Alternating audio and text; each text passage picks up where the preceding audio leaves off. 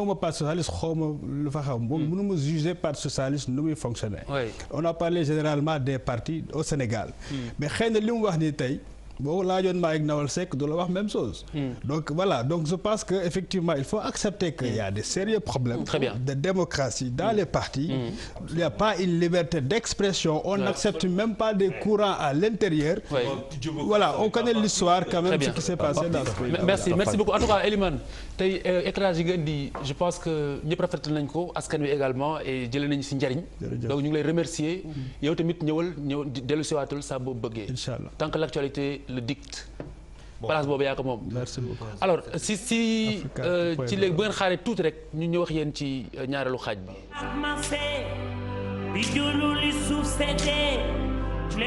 réew mi fitna am na fi moo xam ci banque moo xam ci clinique ak yeneen i bërëb pharmacie ay agression cambriolage sécurité bi Sénégal ñu ngi koy joytu ñi nga xamante ne nag xëy na ñoo ci wala bokk nañ ci ñi gën a exposé au danger mooy ñi ñuy woowee vigiles yi agent de sécurité yi am na si ñoo xamante ni du ñu am yelleefu yor ngànnaay te ñaare woy yi ñuy dajal si àll bi wala si bërëb yi ñuy garder dañuy yor ay ngànnaay comme ni ko nasaraan bi di waxee armé jusqu'aux dents loolu mooy waral parfois ñu leen si indil ay jafe-jafe am ñu siy dee am ñu siy gaañu et cetera loolu mooy tey solo waxtaan wi nga xamante ni moom la ñuy sumb léegi ak Mayacine Diallo nag comme qui dirait c'est un homme du sérail il a de la bouteille parce que c'est pas n'importe qui dans le milieu ndax ku xam sécurité la ndax 30 ans ngi nii mu ngi siy liggéey ku am seetlu sax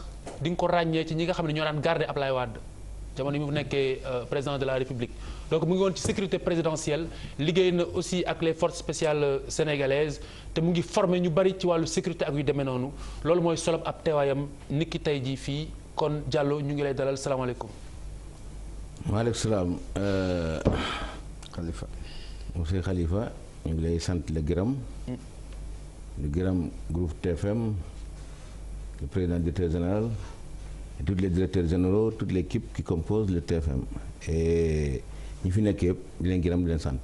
Très bien alors situation bi nga xam ni yéen a ngi koy dund en tant que agent de sécurité jamono ji tey boo su doon yàbbi yan kàddu mooy jëkk. lu may jëkkee kàddu bu may jëkkee su ma ko waxee xëy na dina leen xaw a jaaxal lool mais nag dama bëgg excusez-moi dama bëgg Sénégalais yi déglu ma ci xel. ma wax ak ñoom parce que ku toog fii monde bi yëpp ngay waxal. tigi situation bi mu toll nii situation insécurité bi dafa graaw ba nga xam ne fa may commencer yéen sax dina leen bett. damay demander tout simplement président Macky Sall nommé ministre de l'intérieur. un an ma règle problème insécurité du Sénégal mu dàq ma. un an rek mu dàq ma na ma dàq. un an. parce que bu ñuy wax professionnalisme c'est pas dans la parole du ci ay wax ji ci jëf ji la. Sénégal am na ay moyens humains nañ koy wax te am nañu xel ak xalaat ay nit ñoo xam ne am nañu xel am nañu xalaat am nañu moyen pour mën a régler problème bi. Abdoulaye te yaakaar naa ne te yaakaar naa ne ci sama xalaat man moyen financier bu accompagner loolu am na fii kon problème l'insécurité au Sénégal mën nañ ko régler ci 6 mois. Ah oui. ci sama xalaat man. Comment? Voilà ni ñu koy régler moo di nit ñi yaa ngi wax caisse d'avance ñi ñaa ngi wax fonds politique ay milliards la. Au Sénégal am nañ li ñuy wax BIP. brigade d'intervention polyvalente créée en 1974 par Senghor. moment boo xam ne bu doy waar. boo xam ne Sénégal dañu nekkoon ci ay situation. autorité politique yi gouvernementale privée nekk ci ay situation. avec l'assassinat de Demba Diop. à la tête de la gouvernance de Thiès. en tant que député président groupe parlementaire IPS loolu médité Senghor il a dit de former une équipe pour non seulement ñu mën a sécuriser institutions yi mais aussi ñu sécuriser les personnalités privées comme politiques. mooy brigade d'intervention polyvalente. Ensuite 6 ans après Abdou Diouf a dit am na leneen encore loo xam ne mën nañ ko ci yokk ñu yokk doole gi muy GIGN groupement d'intervention polyvalente. kii groupement d'intervention de la gendarmerie nationale. excusez-moi. Oui. Ces forces-là donnez-les des moyens. Chaque département je mets 4 avec 4 éléments 24 heures sur 24 rotatifs ils règlent la question de sécurité. On parlait tout le temps de force de proposition ki moom dafa am programme am ba taxaw ko. Programme ministériel. Donc ñu taxaw foofu en attendant. waaw xam nga Khalifa wax naa la ko fii keroog dañuy gis suñuy doom gendarme yi taxaw si biti. lan moo ko waral mooy situation terrorisme bu amee ak mu amee ay attentat fii si Mali. ak Côte d'Ivoire moo indi loolu Sénégal gaaw si taxaw. mais lu metti la ay jàmbaar lañu am na fi loo xamante ne wax na ko ñett moo fi manqué. benn bi c'est les effectifs balaa ñuy ñëw ci vigile yi parce que foog ñu ñëw fa. mooy chez les corps constitués. en sous-effectif. Les ASP. waxuma la ASP damay commencer ci police bi ak ci après ma ñëw ci. bu ñu demee ci loolu mooy moyens yu muy wax nii. beneen affaire bu am solo mooy la valorisation salariale dafa metti trop. dafa am loo xamante ne boo ko réglé rek faw policier ba wala gendarme bi petite corruption da koy sori. parce que yenn dafa am yenn yoo xamante ne c'est humain boo fa tollu rek ça devient humain. ça se comprend à la limite. fii lañ fi wax benn deal bu doy waar. benn policier lañ jàpp benn xale def ko nii benn deal la woon pourtant deal la woon. mais dafa am ku trahir deal ga. mais lan moo indi loolu. on ne s'est pas attardé sur ce policier sur son salaire et la revalorisation sociale ak lu demee noonu. mais xam naa du waxu tey ji. mais kooku parenthèse la woon. c'est vrai que boo déggee lu ñuy wax ci ay jamono yi nga koy dégg ci ay toll affaire yu doy waar ci xaalis bu ñuy jël ko luubal di ko yóbbu te lii ne fi à la limite quoi on se demande mais y a pas de cadeau à faire quoi. sans avoir à être méchant. mais dëgg bi mooy boo xam ne ci les vigiles boo leen xoolee tey. vigile boo gis. tum nga ASP yi. ASP yi c'est pareil. bu fekkente ne réglé wuloo la question fu mu gënee am ñoo xamante ni ñoom ñooy constitué ñoo fi yore maanaam ñooy jàppale état ñooy jàppale suñu sécurité jàppale nit ñi jàppale ñu fekkente ñoom ñoo ñu réglé wuloo seen problème. mais problème ñi kan nga koy réglé noo koy mën a réglé. c'est-à-dire kii tu ne peux pas le moins tu peux faire le plus. c'est-à-dire c'est ça la contradiction bu ñu am tey nag on est dans une situation ak benn. Et je le disais keroog fi maa ngi ko doon wax nañu veiller à ce que la peur ne change pas de camp. nañu veiller à ce que suñu police suñu gendarmerie ak suñuy vigiles yi bañ a ragal ay civils yoo xamante ni xalaatuñu dara lu dul rey nit c'est 100 francs. parce que aussi problème boo xamante ni dañ ko am te loolu beneen réflexion la war a indi ci biir dëkk bi. comment peut-on tuer pour rien. c'est-à-dire loolu bu amee xale yooyu di ko def. comment on en est arrivé à ça.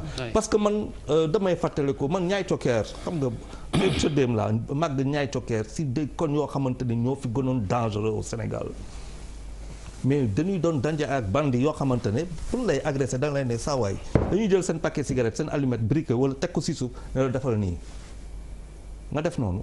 nga génne teg. nga teg si suuf. te dara du la si fekk. ça veut dire évolution bi comment ça s'est passé. comment on est arrivé à cette criminalité cette violence cette crime. dafa doon loo xam ne dañ lay rey ba pare soog a xool loo yor. non dafa doy waar comment se fait-il que ñu mun a jël gis ay xale. nga gis xale bu jigéen nga dóor ko machette xale bu jigéen nga gis xale bu góor vous êtes 6 ngeen dóor ko jaasi mu dee ngeen nekk si kaw ay moto yu ngeen yor amu si benn boo xamante ne après nga laaj madame Fall amu si benn boo xamante ne bundu këram moto boo gis xanaa nga jënd ko fii Sénégal boo ko jëndul Sénégal foo xam ne foo ko war a jënd clé d'origine bi amoo ko. Très bien professeur. waaw li ma ciy wax de déjà ci exposé sa Diallo bi déjà contradiction bi ñëpp relevé nañ ko nga am expertise boobu xarañteef boobu d'ailleurs li la koy prouver mooy en un temps record ku xam renseignement ni mu jafee rapidement ñu ne jàpp nañ diw jàpp nañ diw donc ça veut dire que comme ni mu ko waxee ñooñu boo leen joxee jumtukaay matuwaay yi mu nekk une priorité bañ a rek nekk di scandaliser wu parce que bëri na loolu moom waxoon nañ ci bañ ciy wax waxu violence buuba nga koy fàttale ko may werante ak moom ne ko buuba la société là elle est devenue très très très très très violente pourquoi parce que nous avions cité plusieurs causes waaye li mu wax rek man ca laay taxaw wone ne am nañ xereñteef bi parce que suñuy police ku nekk xam na ne amul laam-laame seeni compétence parce que yooyu noonu doon na am réew yoo xam ne xalifa bu fa amoon on mettrait près de 1 an 2 ans 3 ans parce que c'est des crimes tellement épars des agressions tellement mu koy waxee qui sont déroulés dans des endroits tellement différents mobilisés tellement d'individus différents mais en un temps record nga am ay services de renseignement yoom expertise daal leen ne kirtim jàpp mais yaakaar ne comme ni mu ko waxee boo leen doolelee jox leen kattan jox leen moyen mettre leen ci conditions yi ñu war a liggéeyee ay punkal lañ de dinañ ci war a mën a jëlee viol mais Bouba mais en fait yokk ci li gars yi di wax c'est vrai que du yomb mais man lu may wax rek mooy xam nga dafay rejoindre sax li ñu doon wax sànq suñu réew mi yëpp ñaata maire la ñu am am na ñoo xam ne pour man dañu war a anticiper si lan mooy régler problème nit yi parce que bëri na ay département ak ay quartiers yoo xam ne problème mu insécurité bi sax lu ndaw la problème mu survie moo gën a nekk sax parce que fàtte nañ leen existé wuñ parce que xam nga ci lëndëm ak ci ku ñu fàtte dafa yomb ute quoi ñaata nit ñoo dëkk ci yenn quartier yoo xam ne ki nga xam ne moom moo war a assurer lépp lu fay yëngatu talu ko ay xam nga dafa am solo quoi parce que bu ñu la nee par exemple yow yaay maire bërëb diw duñ fa dëkk de Dakar la ñoo ñëw mais moom laa lay wax dafa am loo xam ne liggéey full time la comme ni ñu koy waxee full dafa laaj présence dafa laaj dafa laaj tal dafa laaj moyen te pour man loolu responsabilité ñooñu moo war a njëkk a engagé wu comment sécuriser un peu fi ñu la dénk naka lañ def ba mu set salte na ñàkk am na insécurité lëndëm na mais responsabilité bi mu njëkk nii tous ces maires là da ngay koo xam ne ba mu quartier ba mu nekk maire ñaari yoon la fay def par at wala ñetti yoon nan nga mën a xamee lu fa xew te ci fii c'est insécurité bi gën a bëree dégg man la ñooñu seen problème c'est courant bi coupé wala ndox mi amul wala lekk xale yi amul liggéey loolu moom moo gën a nekk seen problème que leneen mais Senelec def na effort quand même non dama la bëgg a wax que ni xam nga bu ma ne courant bi coupé c'est pas courant bi ne ci biir kër gi rek mbedd mi éclairage public moom laay wax ni déficit mairie yooyu dañ ci war a taxaw dañu war a tal seet nan la ñuy développer benn politique pour seen département pour seen quartier pour seen ay région te loolu ay miniature de politique la war a nekk mais amuñu vision boobu te pour man loolu moom moo gën a fondamental parce que ñoom ñoo war a impliquer les populations yi dañu am responsabilité ci li c'est-à-dire que bu nekkee da nga nekk benn maire fenn nga vraiment essayer ba développer benn système ci quartier bi boo xam ne nit ñi seen bopp ils sont impliqués et puis ak décentralisation bi bon ñaata jeunes ñoo nekk ci quartier yi di naan ataaya amuñu liggéey nga xam ne tu les mets devant le responsable pour nga xam ne dañuy am benn engagement bu ñuy am ci seen quartier mais loolu état d'esprit la loolu da nga leen di soññ da nga leen di accompagner ci loolu mais c'est pas leur priorité. Très bien Papis. waaw man dama gëm d'abord que ne importance su sécurité dafa sax dépasser xëy ni ñu koy xalaatee parce que mooy liberté de mouvement xam nga looy def nit il faut mënoo toog sa lal faire ta vie dans ton lit quoi. oui parfaitement. donc am la sécurité mooy am liberté de mouvement muy bànqaasoo ci santé être en bonne santé avoir la liberté de mouvement donc être en sécurité. mais tu peux aller plus loin pour dire que tout est sécurité finalement parce que da nga war a am sécurité santé sécurité éducation. alimentaire sécurité alimentaire. oui sécurité information sécurité c'est notre vie pour qu'on soit des humains libres dans notre espace. mais dama gëm ne li waa ji wax léegi en 6 mois. sécurité c'est pas ponctuel c'est une pérennité elle est pérenne c'est-à-dire que chaque seconde da nga war a am sécurité di nga ko am ginnaaw suba dans 2 ans dans 6 ans dans éternellement. doo bàyyi ba agression yi jéggi dayoo nga soog a jóg. la sécurité elle doit être constante et permanente. Ça c'est un constat que j'ai fait. mais dafa benn affaire bu bees ci affaire situation bi dama am benn constat en tant que sénégalais. yow xam nga ci dara tuuti parce que il t'est arrivé très souvent. mu am ay recoupement wala ay vérification d'ordre sécuritaire. auprès des forces de sécurité. dañuy verrouiller dañu daan verrouiller. Parfaitement. muy la gendarmerie. comme la police dañu daan verrouiller parce que c'est des voilà. c'est comme ça que ça fonctionne. mais le constat que j'ai fait ces derniers temps comprendre nañu ko ne pour régler le problème il faut le régler dans la globalité. c'est-à-dire que ñoom seen jumtuwaay seen nombre mayu leen xëy na seen yéene. ñu matale ko parce que day am ay insuffisance. il est vrai aujourd'hui que il y a des radicaux entre guillemets de la police. qui sont pas trop d'accord en disant que xëy na trop de communication ça tue même les plans les stratégies parce que dina tax anticiper Samba Boy bi anticiper la présence pour déjouer le temps que mu am benn répit pour mais l'un dans l'autre le constat mooy cette volonté de se rapprocher de la population dem bay théoriser en communication que culture de la dénonciation nekk acte républicain xam nu ñu koy waxee ci wolof. culture de la dénonciation. c'est un acte républicain. maanaam yéene Samba mooy voilà je crois que. ñu ngi doog a nag dal ci li nga xamante ne mooy les premiers jalons. ku gis lu dul yoon sa koñ sa kër nga wax ko. pour si on règle pas on va atténuer sensiblement. l'insécurité bu ñu kii maintenant en tant que citoyen da ngay saluer. da ngay saluer également les efforts qui sont en train d'être faits. présence bi quoi. dalee dalal sa xel. très bien. nañ ko encourager. nañ ko continuer. très bien. bañ ko nag def loo xamante ne c'est circonstanciel. c'est-à-dire que aujourd'hui affaire bi tane na rek. ñu kii suba ñu tëjaat alors madame. oui. ma ne xanaa 2 fois laay wax. ndax 2 fois multiplié par 2. waaw multiplié par 2 waaw. non par 3. par 3 parce que yow sa wàllu bopp dañu la agressé woon. waaw oui. non man li may wax mooy nii. am naa yaakaar ni li tax ñu toll ci situation sécuritaire bu metti bi. ndax keroog dama demoon ci benn daje.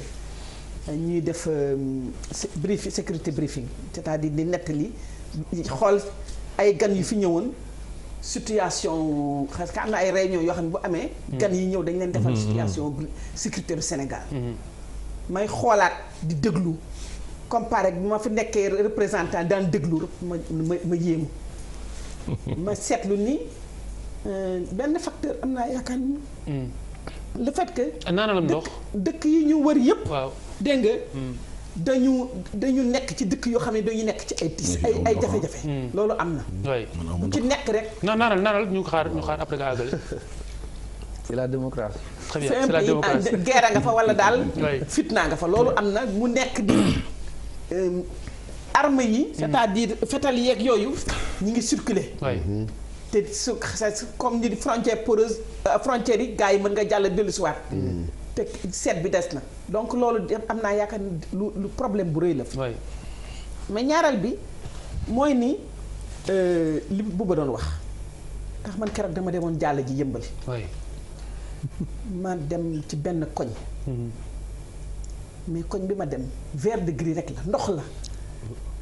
pour nga egg ci kër gi mais c'était foofu dafa taw wala dafa taa ndox bu fa taa ay ati at des fa ba vert ñu teg ay briques xale yi di daw nit ñi ne fa nga may dox ba egg ci kër gi ma jëm yëmbal ma ni am naa yaakaar ni ñuy màggoon Pikine sax jar na yenn saa yi nga génn di gis loo xam ne lii da nga yaakaar ni lii nekk fi woon wala fajoon nañ ko wala nekk moo tax ma ni question wu inégalité c'est-à-dire ñii am ñii amuñu écart bi dafa rëy trop léegi.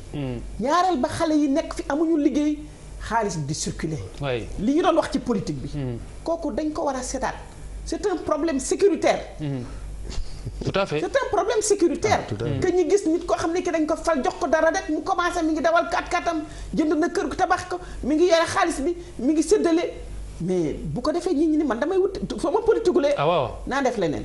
donc am naa yaakaar ni bu ñu koy xeex très bien ça marche war nañu bàyyi may ma pare war nañu xeex. dama am juste direct derrière. donc waaw direct bi mais. waay fi may mujjël rek moo di nii. waay war nañu seet moto yi.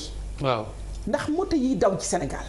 te ñi ci bare léegi ñooy agressé man mi ñoo ma agressé ñett juróom benn gayaar. amuñu casque d'abord pourquoi moto yi di sécurité ci dëkk bi amuñu casque. alkaati yi la ñuy romb. ak plaque sax parfois. mais y a un problème pourquoi du ñu jóg ci loolu arrêté Sénégal mais jël nañ si mesure waay tout ça jël mesure. moto bu daw te amuloo casque ñu mais c'est comme le problème dataal bi dañ ciy jóg tey. après ñu bàyyi. mais loolu dañ ci war a wax parce que moto yi dem c'est un problème facile pratique te def pratique. bu ñu mën a régler. parce que ba ki dem le jeune marocain qu'on a tué. c'était des gosses en moto aussi. voilà ndeysaan. donc loolu war nañ ko seet. ndeysaan jërëjëf alors Papis sànq ñu koy wax léegi ku ñu si jàppati yoroo moto nga yor moto te solo casque. waaw am na mesure mais xam nga moom laa la wax sànq. balaa nga may kër. c'est bien bon ngay jël ay mesures ay initiatives mais nañ ko continuer. ñu saxal ko waaw. alors Diallo pour dellusiwaat ci vigile si boppam si agent de sécurité yi yaa ngi nekk agence Ninki Pro. donc tey jii yéen yi nga xamante ni loolu laa démarré yéen a gën a exposé vigile ñoo gën a exposé bandi bu ñëwee ñoom la ñuy dajeel si banques yi ñuy braqué ci clinique barka démb bi ñu braqué ci pharmacie yi ñuy braqué ndax da ngeen war a yor ay ngànnaay ndax dañ leen war a gën a dooleel est-ce que yéen ñi nga xam ne yéen a yor agence sécurité yi war ngeen gën a mën a valoriser je veux dire financièrement matériellement gars yi parce que doo garder banque ba pare chaque mois jox la 50 000 francs CFA c'est terrible. oui monsieur Khalifa. ba mu mënee may. ñu def ko par étape ma wax la facteur l'insécurité li indi insécurité bi ci réew mi. très bien c'est en fait comme ñu ngi war a dem Sorano. waaw dama bëgg ñu am directement à l'essentiel. waaw mais ci loolu la ñuy wax nii. oui dama ne. c'est d'ailleurs le grand théâtre. dama ne insécurité bi am ci réew mi. oui l'état bi am na ci responsabilité. am naa rek am na. dama bëgg nga déglu mu baax. Sénégalais yaa ngi ma déglu. te xam naa président sax mu ngi may déglu. état bi am na ci responsabilité. xam nga lu tax. comment fait-il que aujourd'hui ñu jóg di recruter li ñuy wax 10 000 jeunes. ASP. rappelez-vous chaque formation du 12e bataillon. c'est 500 personnes. si c'est 500 personnes ba moytu 10 la ñuy jël parce que ñi ci des yëpp seen loxo jotul seen ginnaaw seen bàyyi amuñu grade amuñu dara ñu bàyyi leen. ils se laissent à eux-mêmes. Voilà le premier facteur. Tous les agresseurs, ce sont des anciens militaires. Ah non. 90%. Tous les commanditaires. Oh, ça, mais il n'y a pas d'études scientifiques. Je mesure mes mots. Ah bon. Je mesure mes mots. Oui. Les manipulateurs, les filets de Gasset, c'est des anciens militaires. Ils sont bien formés. 2 ans après formation ñu libéré la ñu nekk ci dëkk bi. mais li nga wax ni scientifiquement statistiquement. mënatuñ dëkk seen kër. tegul fenn monsieur Khalifa. oui déglu ma. mënatuñ dëkk seen kër. parce que amuñu yaakaar bi ñu amoon tas na. très bien seen waa kër mënatuñ leen digérer. alors ñu génne. ñu génne nekk ci mbedd mi. lan la ñuy def dem ci marché noir bi. xam nga l'interdiction des ports d'armes dafa baax trop mais ça profite à qui? aux malfaiteurs. Parce que ñoom ci marché noir la ñuy jël arme. oui. seen yoon nekkul ci affaire non seen yoon ma ne du coup ma ne l'interdiction des ports d'armes baax na aux citoyens originaux mais ça profite aux citoyens marginaux. C'est assez profond quand même ce qu'il dit. Oui, mais attends. Après bon. moo tax. actuellement bañ doon recruter. li ñuy wax les ASP. ils devaient prendre d'abord les anciens militaires. qui ont fait 2 ans de formation. qui sont laissés à eux-mêmes ñu ngi fii ci dëkk bi. te tout récemment rek jëlaat nañ 300. très bien. donc loolu. mun na wàcce tuuti chômage bi. waaw mun na wàcce tuuti ñi nga xam ne. dañu mer. très bien. yaa ngi dégg wax ji. bu ñu jógee ci loolu. ci laa lay tontu nag ci affaire ASP yi éléments de sécurité yi ainsi de suite. xam nga vigile yi xëy na da ngeen ko reere mbir dans les sociétés de sécurité dafa am des façons dafa am GIE de sécurité qui 95% bindal des sociétés de sécurité aujourd'hui au Sénégal ce sont des GIE qui ne soumis à aucun règlement. amuñu droit à d'étendre même tonfa. mooy matraque. mu ngi seen licence. bi nga xam ne ministère bi jox na leen ko intérieur. 95%. tey boo xoolee société yi war a yor am ci Sénégal. oui. mënuñu mot 50. donc dañoo réglementer justement nekkinu société am agence am GIE. très bien te GIE yi ñu ëpp doole. te GIE tey dañuy soppeeku nekk agence de sécurité te amuñu vocation agence de sécurité. donc ñooñu exposé ñoom seeni agent. voilà léegi nag état bi. dafa dem ba à un moment donné dafa am problème. ban problème ba am est-ce que parce que xam nga Sénégal léegi ku gudduloo rek bokkuloo. est-ce que il fallait ñu jox les agents de sécurité GIE yi nekkoon 1900 ba léegi soppi agent de sécurité il fallait ñu jox leen autorisation de port d'arme. est-ce que mën nañ jox société yi fa la mbir mi nekk. très bien yaa ngi dégg je pense que Diallo. société de sécurité. ak agence de sécurité. ñoom dans leur agrément. oui. c'est dit quelque part. oui.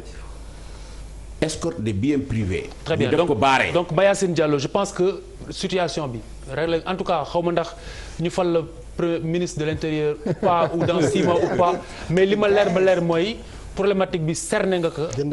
wax nga li nga xamante ni xëy na moom moo si kii donc vraiment bu ba 15 secondes quoi. kees bu ndaw. waay dama ko bëgg a laaj rek. waay 4x4 yi nar na bëri de ak essence bi. 4 non. mais milliards yaa ngi fi. Monsieur Ndour. fonds politique dama bëgg a laaj rek. il va puiser dans les fonds politiques. Monsieur Ndour. xam nga lan mooy vocation ASP. ASP. dañu détourner seen vocation. mooy lan seen vocation. seen vocation c'est quoi. chaque commune d'arrondissement. sécurité de proximité. sécurité de proximité chaque commune d'arrondissement ñu am ñaari véhicule la benn véhicule rotatif 24 heures sur 24 circuler pour vérifier les malfaiteurs les aides d'argent les pickpockets informer la police et la gendarmerie. mais comme police dafa manque effectif. ñu enrôler leen. attendez on est d'accord attendez police c'est des agents assermentés mun nañu def liggéey administratif. mais dañu leen jëloon pour ñu renforcer police pourquoi information. très bien très bien. et c'est ça. ci yaakaar naa ci loolu le. corps parallèle dañ koo détourné. merci beaucoup. ñu dem di garder. ay institutions publiques institutions privées moyennant de rémunération c'est pas leur vocation. très bien alors Charles 30 secondes comme ça ñu jeexal. non kon ay tonnes voilà merci beaucoup de toute façon li ma wax sànq rek moom lay waxaat xaw ma ministre ou pas ministre en tout cas jox nga leen tey ay résolution yu doy waar te également wax nga leen aussi li nga xamante ne nii sans doute moom mooy doon la solution donc Diallo merci beaucoup Ninki Nanka Ninki c'est quoi c'est Ninki Pro Ninki lu muy tekki. Ninki égal Ninki Nanka pro sécurité égal professionnel de sécurité. très bien alors gis-gis alors. ñi doon gàddaay ci yoon yu metti ak ngi képp koo xam ni soldat nga bu tumuranke ci guddi gi indi. alors Farba Senghor mu ne parti démocratique sénégalais est en péril il faut le sauver madame. Farba Senghor. waaw. rien à dire. rien à dire ah kii Papis. on le souhaite ça pour ce que le PDS a fait politiquement. alors sauver leen. wuyaa yooyu. professeur. waaw. mu ne parti socialiste mu ngi en péril il faut ñu sauver ko. parti démocratique. pardon oui yaa ngi tooñ de. oulala dama juum. PDS est en péril il faut le sauver. oui waaw PDS c'est un parti historique wax dëgg yàlla nañ ko sauver en tant que. mais élément important de l'opposition sénégalaise. mais seen querelle interne ñoom ñoo koy régler. très bien Charles. il a raison. Diallo. moi je pense que Farba Senghor mooy nekk en péril hein. ah d'accord bon alors bis tapp pour terminer président Macky Sall mu ne Sénégal dafa réew mi la bu bëgg jàmm looloo tax tout le temps ñu ngi tàllal loxo suñu doomu ndeyu Casamance yu MFDC nee na depuis bi mu fi nekkee ba tey amul benn problème ca Casamance ndax ñu ngi waxtaan Charles. nañ sant yàlla rek na continuer sant yàlla. professeur. waaw yàlla na ci yàlla teg ndox mu sedd rek ndax Casamance ci Sénégal la bokk wax dëgg yàlla. Je pense que li xew Gambie. nii comme en tant que Sénégambien wala Sénégalais. dañ ko war a rafetlu. notamment liggéey bi nga xam ne président Macky Sall liggéey na foofu. wax dëgg yàlla et je pense que opportunité bu mag la. pour que quand même jàmm jooju nga xam ne am na pour man. consolider ko téye ko. mu ngi ko wax d'ailleurs ci conférence de presse conjointe bi mu amoon ak président gambien mais Bouba waa Gambie. mais yow fa nga jógee. xanaa da nga fa jógee feebar mais quand même un petit mot. xawoon naa tawat. mais Birima lu fi ne la. mais Birima moom kooku. moom mooy loolu mais xawoon naa tawat mais franchement su ma ko waxul rek. yóbbante la. waay Khalifa. nañ leen sant yàlla. alhamdulilah rabbil alamin parce que gars yi ñu ñuy déglu. ñu ñuy seetaan. gis nga làbbali fas taxul fas a raw. parce que sa kanam loolu la ñu wax.